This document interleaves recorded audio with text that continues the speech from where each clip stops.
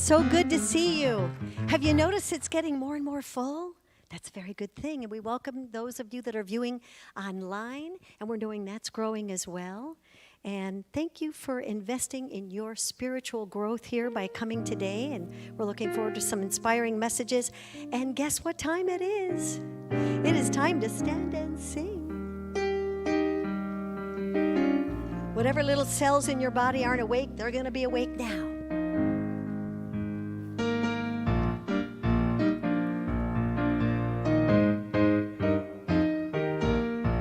I let the love wash over me. I let it be. Yes, I let the joy wash over me. I let it be. And I let the peace wash over me. Yes, I let it be. From the top again. I let the love wash over me. Yes, I let it be. And joy, I let the joy wash over me. Well, I let it be. Now peace, yes, I let the peace wash over me. I let it be. Yes, I let it be. And I let it be. Excellent. Thank you so much. Yay. Okay.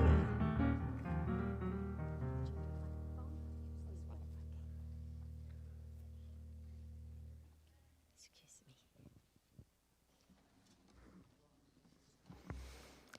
Good morning, everyone. And I invite you to join me in our opening prayer. And I invite you, too, to open your mind and open your body on cross and just allow that open feeling in body and mind to come together. As we know that there is a power in the universe that is greater than I am, and I can use it. And I do use it as I take into account the idea that it is my intention to be spirit expressing, as I always am, in a conscious way. I am always God expressing. And I understand the power behind that statement. So I allow myself to simply embody that in this moment. I am God expressing.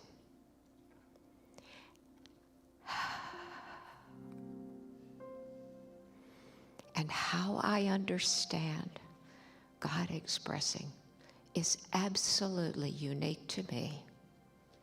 And so what I know I desire in this moment is to be the highest and best I can be in being the self that I am, the one with the one power, that divine way of living in this world in a way that celebrates life, that celebrates love and joy as it washes over me.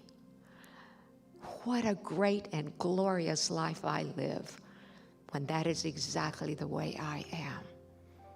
So I join in this celebration today, knowing that I am growing in every way, mentally, spiritually, physically, and emotionally, into the God self I really am.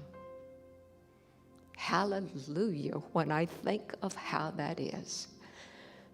And so in gratitude for knowing that when I speak my word for good into the truth, that it's absolutely done for me. And so I simply agree and accept and say, and so it is.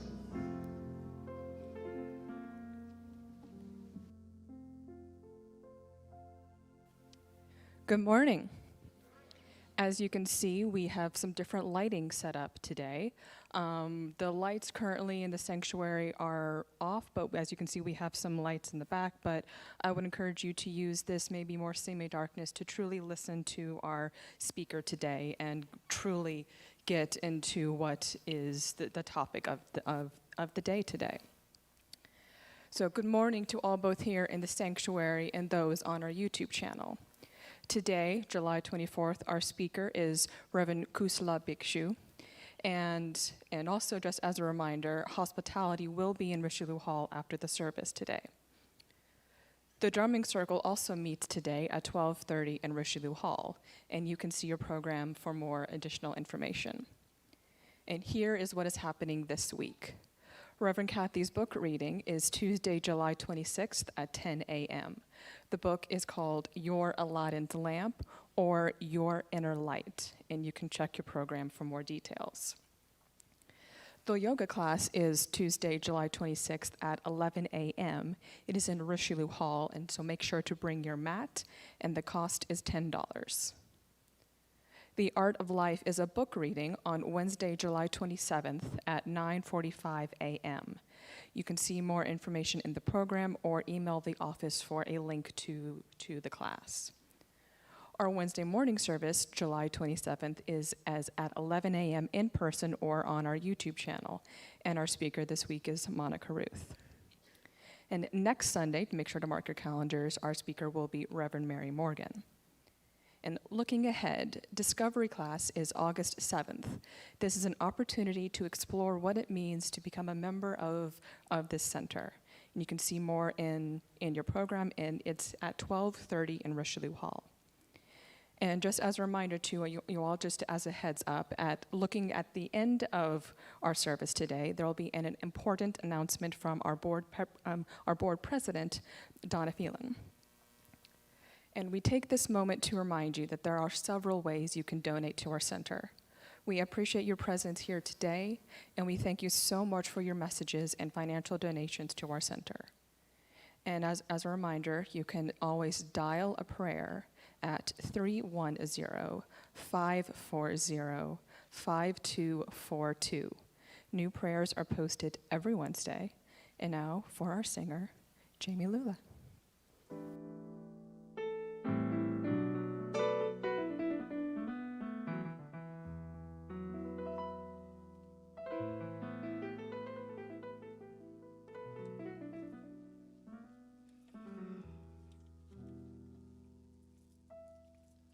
Good morning.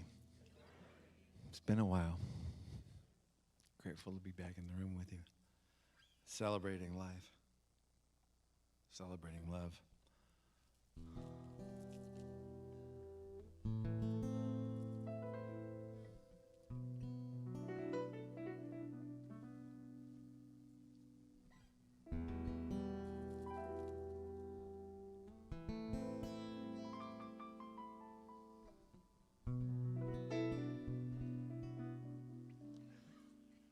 Oh,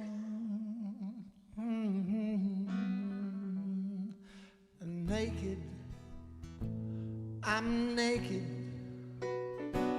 you can't see me.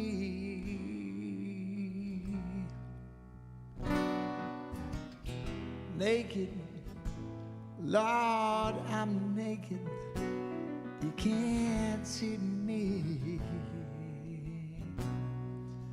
'Cause I've been hiding behind my garbage, hiding behind my garbage. Naked, Lord, I'm naked, can't see me. Frozen, I've been frozen in my history. Frozen, I've been frozen in my history. But I've been thawing in your love light, thawing in your love light. Frozen, I've been frozen in my history.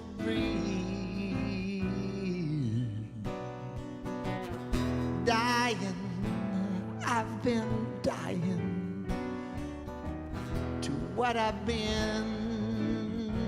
Oh, dying, I've been dying to what I've been. But I've been rising like Jesus showed me. Rising like Jesus showed me.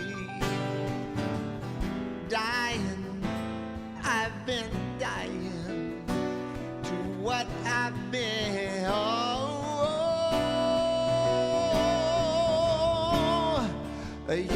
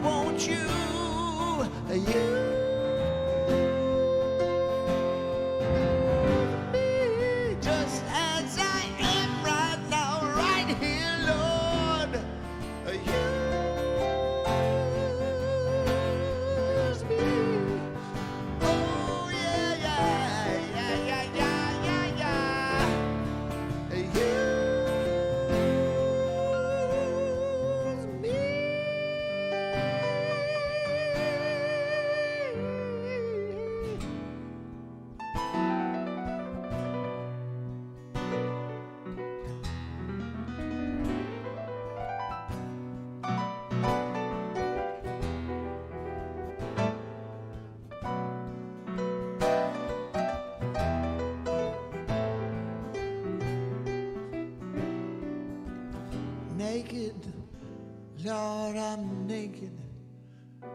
Will you use me?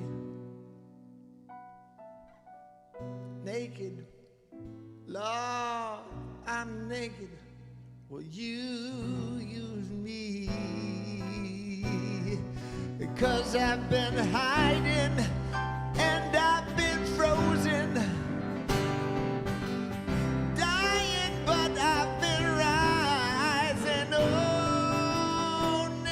Lord, I'm naked.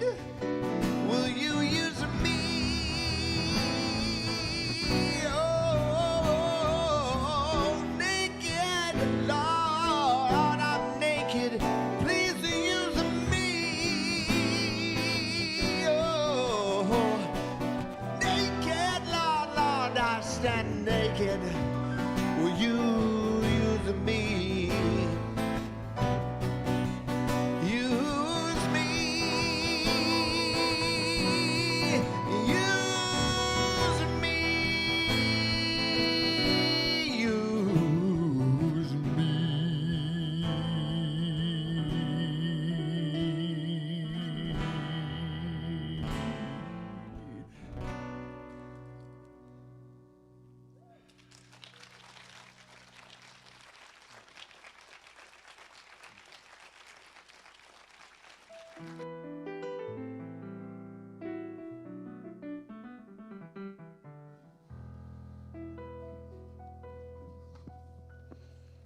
Jamie Lula. Thank you. Very, very nice. Thank you. I think I have to stand back from this. Good morning. Last month, Reverend Kusala shared with us the 5 precepts of Buddhism. And today he's talking about 5 hindrances to spiritual goodness. This word hindrance got me thinking about what might serve as an obstacle, a deterrent, or offer resistance to me showing up and being my best self. What gets in the way of me showing up as loving kindness? I don't pretend to be a biblical scholar or a religious scholar, but in my amateur attempt to find a common thread running through the world religions, there's a version of the golden rule to be found in most of them. Do unto others as you would have them do unto you. This rule directs us to take positive action. There's also a silver rule, which is an inversion of the golden rule. Do not do to others what you do not want done to you. Instead of directing us to act in the affirmative, it instructs us to abstain from doing harm. Ernest Holmes says on page 143 in the Science of Mind textbook, merely to abstain from wrong thinking is not enough. There must be active right thinking, meaning it's not enough to just abstain from negative thought. We must actively do something. And Ernest Holmes tells us that the thing that we do is engage in right thinking. Is telling people what not to do as powerful a moral directive as directing them in what to do? Which requires more of us?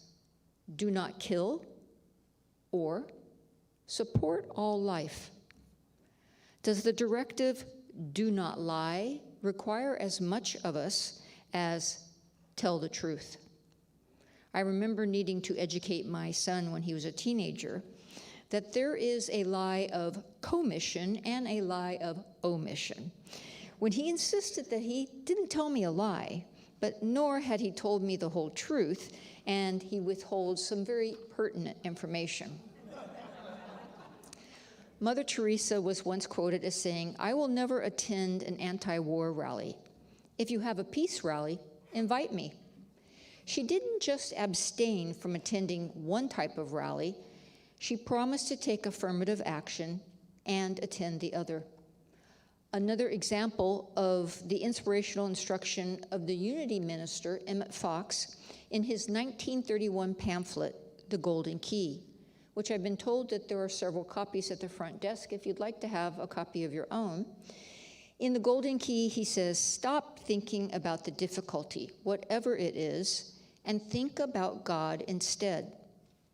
Abstain from focusing on the problem and actively put your focus on a solution that's in harmony with the nature of God, with the nature of goodness, with the nature of loving kindness. So once I become aware of a hindrance or an obstacle interfering with me being my best self, it appears more as being asked of me than merely abstaining or refraining from resisting this difficulty. What affirmative thoughts, words, actions will I take to actively participate in the solution? If I want this obstacle dissolved, fighting it and resisting it will only serve to keep it firmly in place. As we've all heard, what we resist persists. Please affirm with me these words of Ernest Holmes from Meditations in the back of the textbook. I shed that which does not belong to the kingdom of good.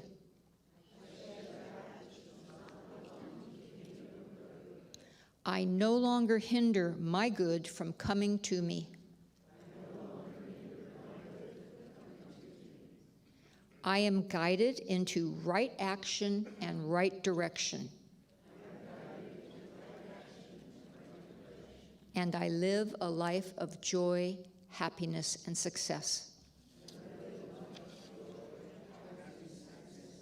And so it is.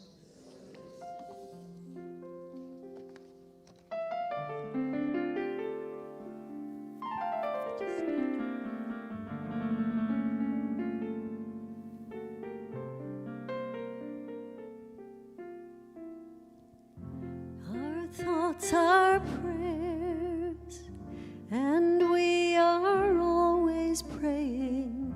Our thoughts thoughts are prayers. Be careful what you're saying. Seek a higher consciousness, a state of peacefulness, and know that God is always there. And every thought becomes our prayer.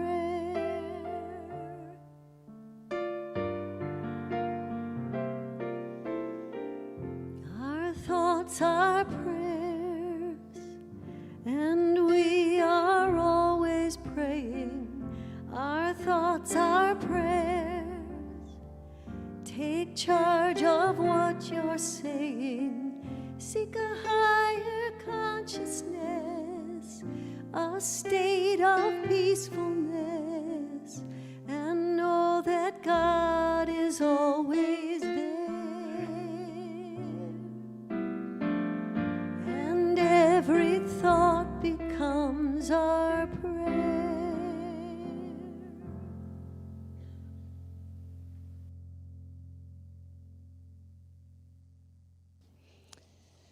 Today, our guest speaker is Reverend Kusala Bhikshu. And Reverend Kusala, we're going to have one title or another. Reverend Kusala is an American-born monk ordained in the Zen tradition of Vietnam and is the head monk at the International Buddhist Meditation Center in the Koreatown section of Los Angeles. He is and has been a past member of several interfaith organizations dedicated to promoting harmonious dialogue and a deeper understanding between other faith traditions. On his website, www.kusala.info, you can find links to his podcasts, YouTube videos, and Facebook page. Please join me in welcoming today's speaker, Reverend Kusala Bhikshu.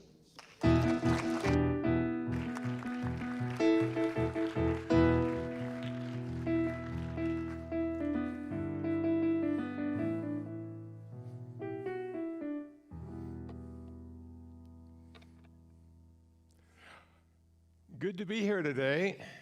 That musical reference was when I had a motorcycle and used to ride that as my only form of transportation. But then I got old. Now I've got a car.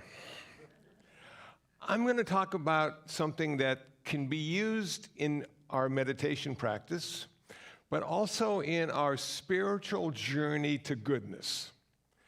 And last time I spoke, I talked about how to create a practice towards going towards spiritual goodness.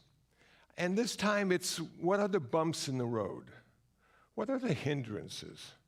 What makes it difficult to have a spiritual journey or simply to sit down and meditate?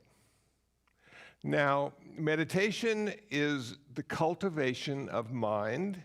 And in Buddhism, we have quite a few ways to meditate, but I'll just sort of paint this picture for you. You've gone to the Zendo, which is a meditation hall, and you've taken your place on a cushion, and your object of meditation will be the sensation of breath. And you bring your attention to the sensation of breath, and it goes out, and it comes in, and it goes out, and it comes in.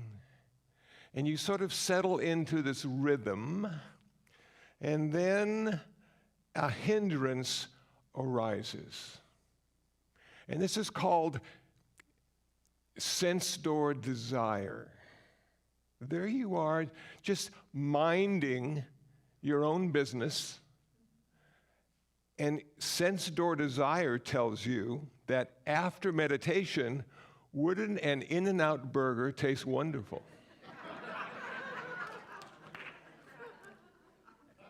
So now you go back to your object of meditation, and you don't pay too much attention, but then, and a chocolate shake.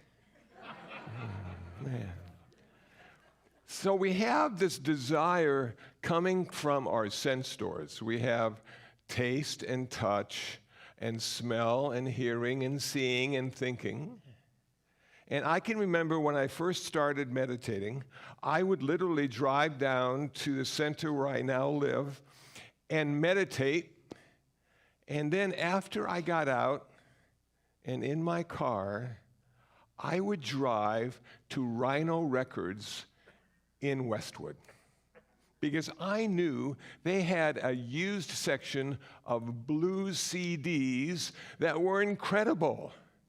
And during my meditation practice, I had thought and actually seen what I wanted to buy. As it turns out, my meditation practice became very expensive. But I became aware of this sense door desire as attachment, as wanting something, to hold on to something, to own something, to be something. And then I had to sort of fight that off. How do you counter that desire? Well, there are a few things. Number one, everything changes all the time. So that desire for that In-N-Out burger would later become a taco, maybe a fajita, something else, because we're never satisfied. It continues to reach out, and all those attachments. So I thought to myself, one day I'll be dead. Why would I want a CD anyway? And that sort of countered the desire to own that blues CD. I remember having a 1975 Opel Manta. It was the first new car that I ever bought. $3,700 out the door. I made payments. It had a CD player in the dashboard, audio cassette player in the dashboard. I'm going, man, how lucky am I? About 2 months after I bought the car, somebody broke the window and took the audio cassette player. Was I bummed out and angry as well? And I yelled at my car, "Who owns you, car? Who's making the payments? Aren't you my car?" And I listened carefully, and all I heard was silence. I thought to myself, maybe I didn't own this car, even though I had a receipt. Maybe I'm just using this car until it breaks down, somebody takes it, or I buy another one. Maybe that attachment is just so delusional that I need to reflect on ownership and attachment and desire. Okay. The second hindrance, anger, ill will. Man, this is tough, because it's so easy to get angry these days. You've seen the brand new $500 million bridge, and you've seen what they're doing to it. And don't you just get a little angry going, why? That's $500 million, man. We could have spent that on something else. And you're not caring for it. Wow. Or there may be some people in your life that you're not too fond of. And you wish they weren't there, but there's nothing you can do about it. And you have this little sense of anger or repulsion or, gosh, I wish I could just go someplace else. But you never seem to be able to do that. How do you counter that? Well, as it happened earlier before I came up, one of the good ways to do it is loving kindness. Can you love your enemy, or the people you hate, or the people you don't like, or the people you don't know? when I started doing loving kindness meditation, that just tripped me out. May all the people I don't know be happy, peaceful, and free from suffering. May no harm come to them. May no difficulties come to them. May no problems come to them. May they always find fulfillment. All the people I don't know. I thought to myself, man, there are 7 billion people. How many don't I know? Most of them. When I came in today, Andy says, I think you know, blah, blah, blah, Jamie. I said, no, sorry, I don't. He says, I thought you did. I said, well, it's hard to know everybody. So can we love all those people we don't know, all those people we don't like? Can we love our friends and our relatives and our pets? Can we love all of these people? Now, when I say the word love, I got to be specific, because Buddhism really doesn't have the word love. And it's so depressing for people to find out that Buddhists don't love. Well, you know what we do instead of loving? We're kind. We try to be kind. That's all. You know, you just said Ernest Holmes talked about intention. I heard that. And going, okay, our intention is loving kindness. But we have love connected to kindness. And if you don't have kindness, you don't have love. I don't care what you think. You don't have it. So we have this love and we have this kindness. And kindness really doesn't do much except for you, because kindness needs to be turned into an activity. You can't just be kind in your head, you know? So I call the activity of kindness compassion.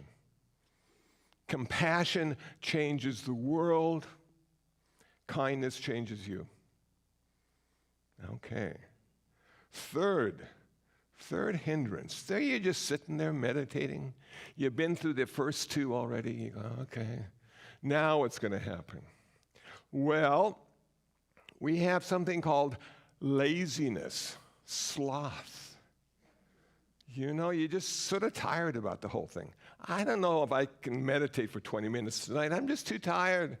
I just want to go to sleep. I just want to watch TV. No, you can't. You got 20 minutes to go. You can do it, man. You can do it. You can meditate. Come on. Oh, but I feel so heavy. It just weighs me down to feel like this. So what do? Well, you know, it happened to me a lot because I'm basically a lazy guy. And so I would sit there, and you know what I would do? I'd open my eyes.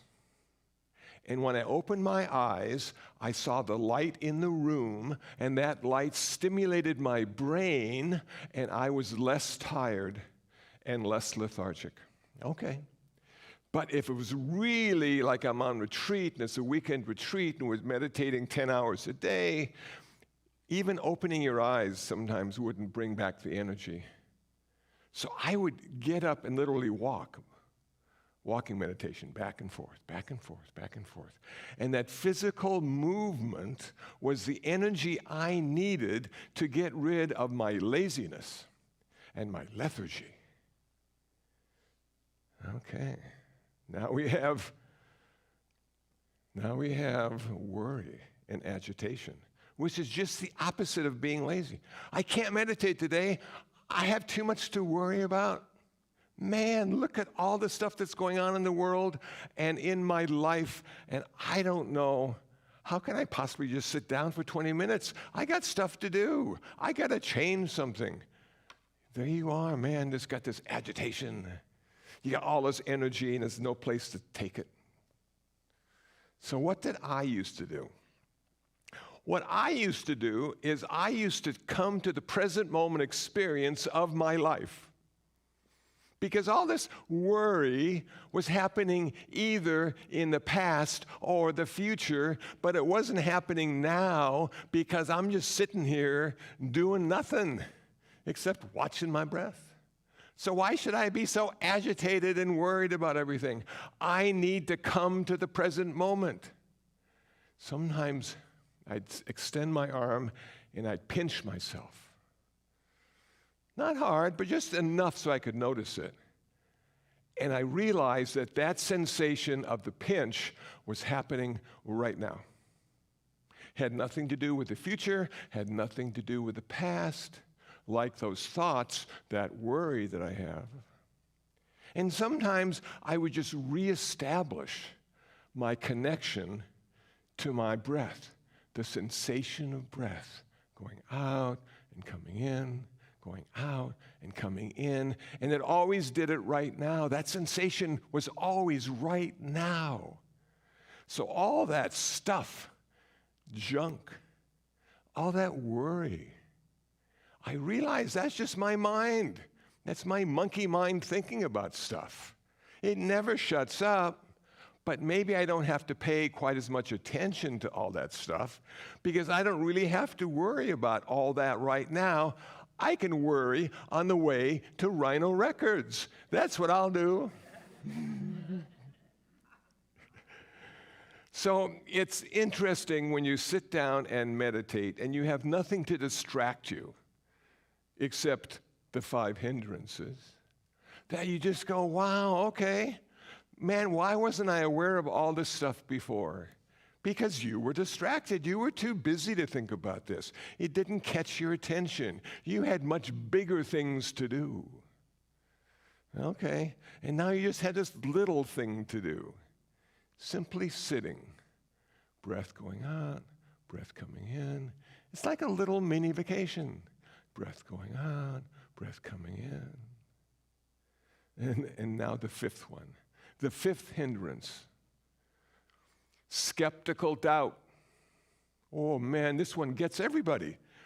Is this really going to make my life better sitting here watching my breath?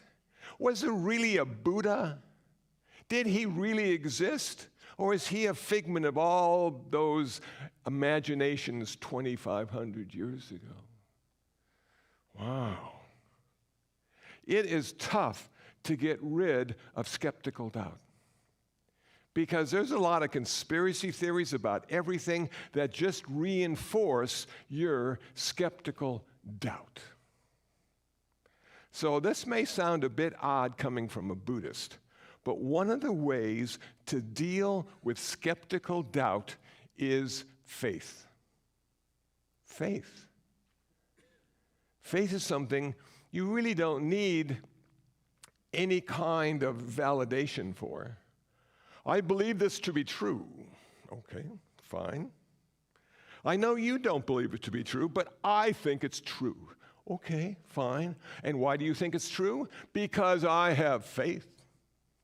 Okay, good. That's the first step to deal with skeptical doubt is faith. What's the second step? The second step is confidence. That you have proven it to be true. It has self-validated for you. You know beyond any reasonable doubt that what you had faith in before, you now have confidence in. And it will change your practice and change the way you relate to the world. You stand up a little bit straighter, your voice is a little clearer, because you have confidence in what you're doing and why you're doing it. And now and then you run into other people with the same confidence in what they're doing, and it may not be what you're doing, but they may have gone through that faith to confidence, and it's working for them now too. So here you are sitting on the floor, minding your own business. And now we have sensed or desire, anger, hatred, lethargy, laziness, agitation and worry. Wow, and skeptical doubt. Not only are those things in your meditation practice, but those things can be found in your spiritual journey to goodness as well. And some of the ways to deal with them work well either way, whether it be meditation or your spiritual journey. And the secret is to become aware of them.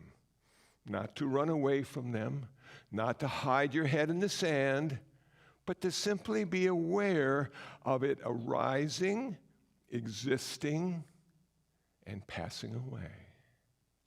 And because all things are impermanent and nothing lasts forever and everything is in a constant state of change, those 5 hindrances don't last forever either. Something else will take their place. And your job as a meditator or a spiritual seeker is to recognize that that is the case, that you have an antidote that will work now until it finally goes away. Okay. Now I want to share something, a personal insight that I had when I thought back to my days at military high school. I was one of those guys. They wanted to make a man out of me because I was sort of a jerk. And you know, when you're young and a teenager and don't like school and don't like much of anything, and it's the 1960s, yeah, there you go. So I was on the track team, and I was a shot putter. And I was a skinny shot putter, but I had some strengths. And I can remember we were having a meet with one of the other high schools, and I was going to prove to everybody watching me that I was the best. And they had all these thoughts arising, just coming up saying, you know, all you got to do is, and you can do it, and all you have to, and you know, and I'm going, okay, I can do this. And everybody will be so impressed. And I did it, and I failed miserably because I was thinking about it. And thinking, in that case, didn't translate into performance. So years and years later, I figured something out. It's called waiting. Waiting for the right moment to act. So I practice this with the cats that I feed every day. And I'm sitting in a chair. Actually, it's a rocking chair. It's so much fun to be old. And I'm watching the cats eat. And I just fed them. And now it's time to maybe change the water or get a little more food. And I have this intention that arises, saying, okay, get up. And I don't. I don't get up. I just sit there. I wait for that thought to go away. The thought, get up, to go away. And then I get up. And there's no resistance. There's no perfect way to get up. There's no concept of getting up. You just get up. Okay, cool. What did I learn from that? I learned that every intention we have is always momentary. It's just that little intention to start something, start some chain of events. And if you don't buy into it, if that intention doesn't have to be you, what you start to see is you have the opportunity of personal freedom. Because that intention is talking to Kusala. But is there really a Kusala? Well, I hate to break it this way, but there isn't. Kusala doesn't exist in any real way. Kusala exists because he was ordained. But does Kusala have a driver's license? No, he doesn't. Carl has a driver's license. And Carl pays car insurance. And Carl does registration. And then Carl drives Kusala to the event. And Carl stays in the car as Kusala walks through the front door. And everybody goes, oh, it's Kusala. Well, yes, it is Kusala, because Carl's in the car. So when you get to that place in your practice where you don't have to be who you think you are or who they think you are, there is a wonderful place of freedom that arises. And you know what that means? That means you can be anybody you want to be, anybody you need to be, anybody you'd like to be. I was a volunteer for 20 years. police department for 7 years. I'd walk in, Kusla, the police chaplain. Yes, I'm here. Okay, what does that mean? That means that there was this guy who called himself Kusla who now became a police chaplain, and now they looked at him in another way, and another way, and another way. Which one is the real Kusla? Would he please stand up? No, there wasn't any real Kusla. Kusla was a process. Kusla as community service was a process. And he was part of the process that allowed suffering to be diminished, happiness and joy to arise. That's why Kusla was doing all this sort of stuff. So people would feel better about themselves and about the world around them. So, meditation, don't get too trapped in those 5 hindrances. You'll be okay because everything changes and you're not really who you think you are. Thanks for listening. I appreciate your time.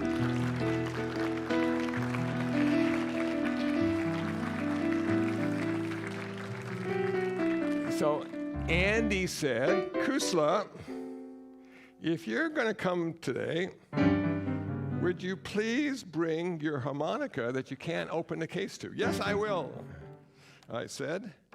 But if I bring the harmonica, I'm bringing some hand sanitizer because I'll be soon sticking my hands into my mouth, which is not my favorite activity, but it's the only way you can get sound out of a harmonica. Okay. All those bacteria are dead now. And here we go. Little blues in the key of G.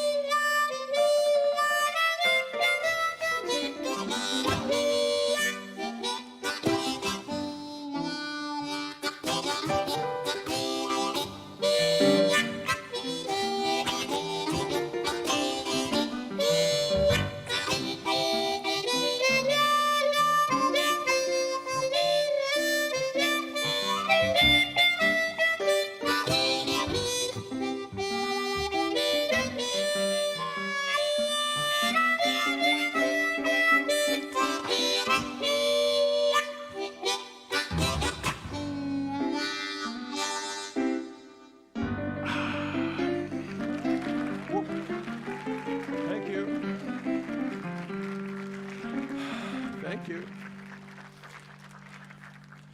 Thanks, Andy.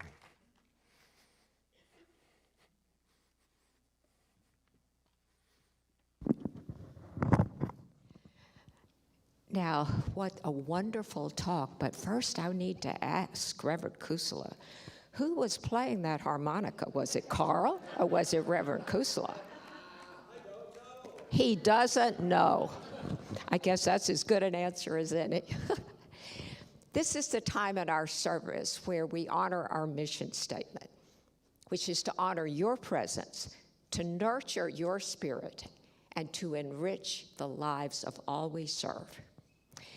And that's the mission statement of Redondo Beach Center for Spiritual Living. So as I invite the ushers to come down, I want to read the letter that I have received this week that helps us say how we're doing with that. I thank you for your prayers for me. The doctors are amazed that I have improved in all the ways I told you about.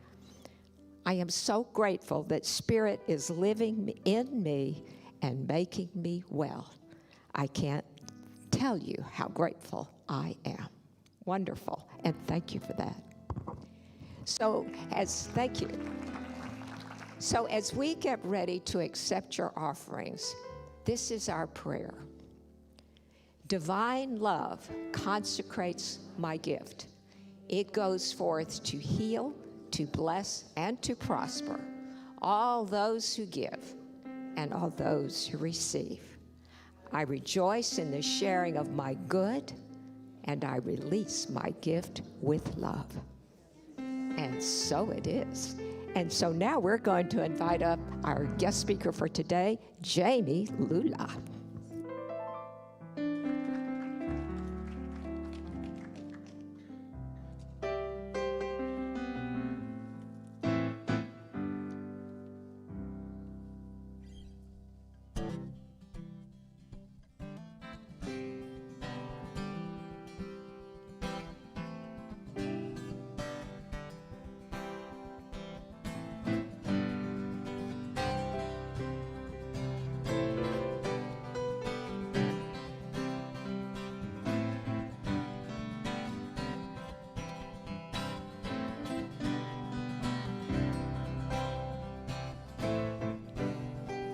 Sunshine, your eyes, dewdrops, dragonflies. I'm so grateful I'm alive. I'm so grateful I'm alive. I'm so grateful I'm alive. I'm so grateful I'm alive. I'm so grateful I'm alive. I'm so grateful I'm alive. Oh, grateful.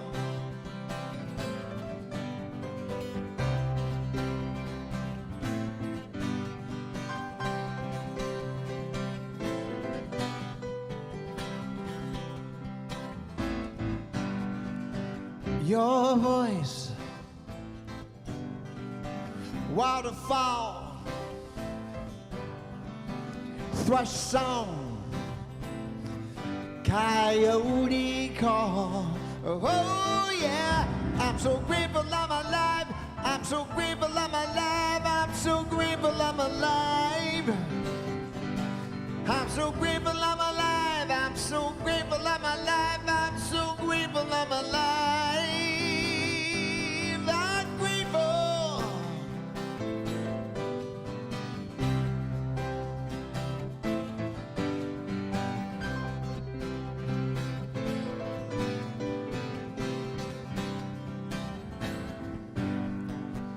Your hug, sweet kiss, holding hands in blind bliss. I'm so grateful I'm alive. I'm so grateful I'm alive. I'm so grateful I'm alive. Come on, y'all, let me hear ya. I'm so grateful I'm alive.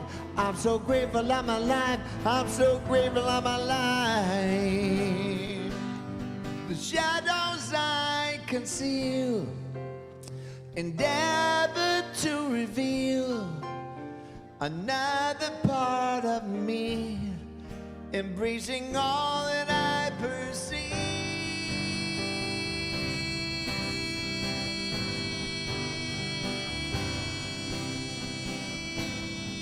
Oh, grateful.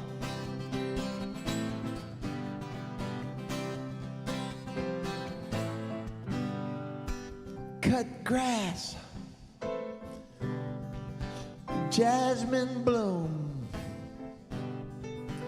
honeysuckle, and your room. Oh yeah, I'm so grateful I'm alive. I'm so grateful I'm alive. I'm so grateful I'm alive. Come on. I'm so grateful I'm alive. I'm so grateful I'm alive. I'm so grateful I'm alive. Let me hear you sing. I'm so grateful I'm alive. I'm so grateful I'm alive. I'm so grateful I'm alive. I'm so grateful I'm alive. I'm so grateful I'm alive. I'm so grateful I'm alive. Take it home. I'm grateful. So grateful. Do you feel grateful?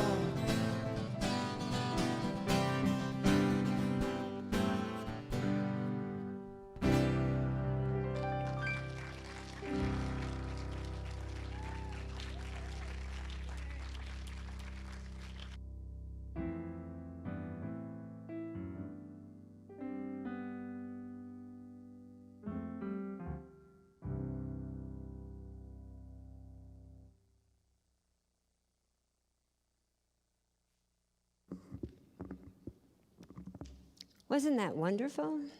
I couldn't help not singing. Good morning, everyone. Isn't it a wonderful day? Yes. The best ever. Reverend Kusala, fantastic. My name is Donna Phelan, and it is my honor to serve you as president of the board. The Board of Trustees is pleased to announce the appointment of Reverend Catherine McKinney to the position of interim senior minister to fulfill all the duties, obligations, and authority of the senior minister, Dr. Moira Fox, until Dr. Moira returns. As you just heard, we are getting excellent reports from the doctors who expect her to make a full and complete recovery. The board also expects her to make a full and complete recovery and come back to fulfill all the duties of her office as senior minister. We are extremely fortunate to have the highly experienced and extremely competent Reverend Catherine McKinney serve as interim senior minister. Please help me welcome and support Reverend Catherine as our interim senior minister. Thank you.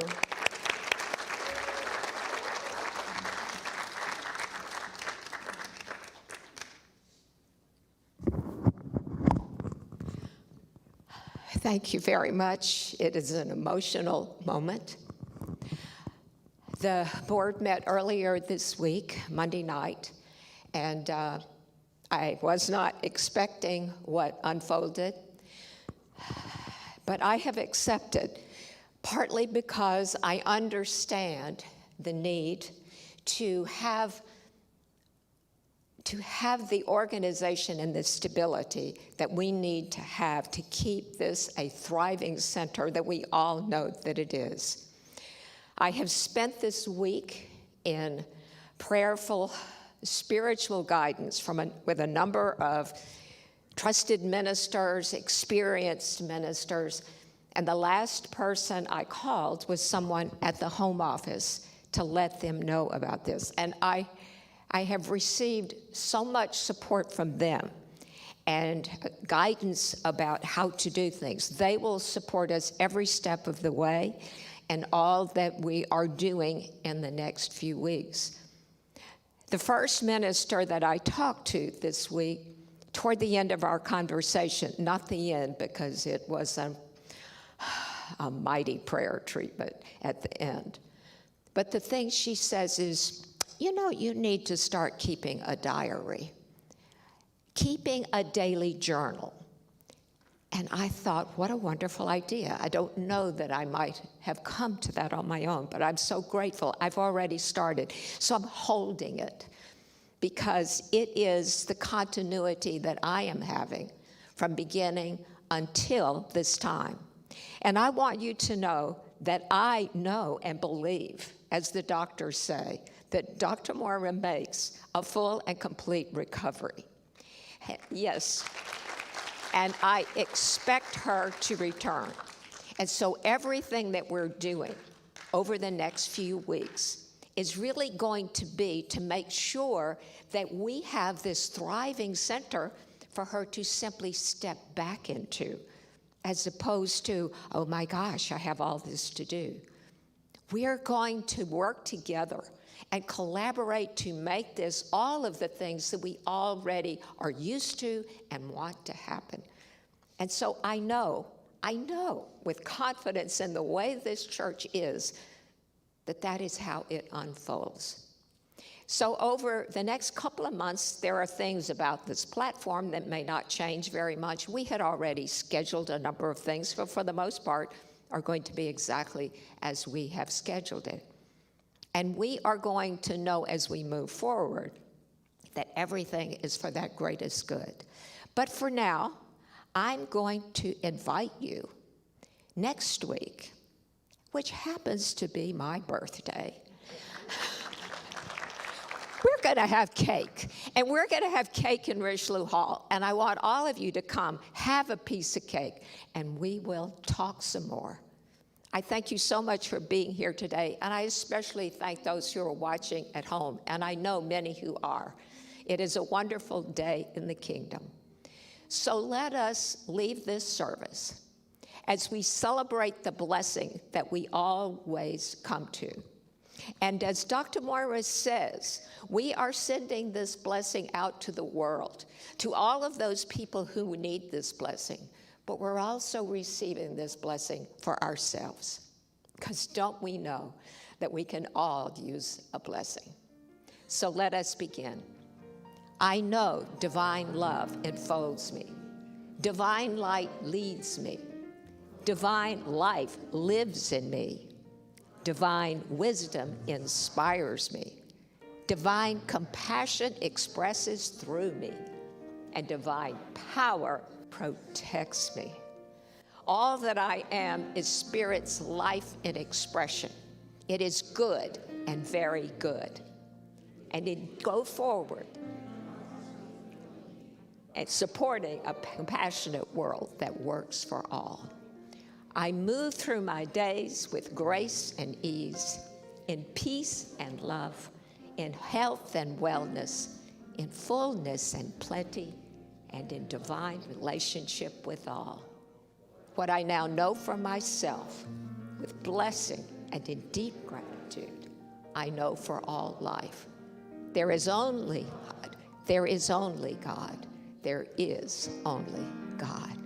And let us rise for the glorious peace song as we think of those words, that peace begins with me. And I invite all of our speakers today to come up and join.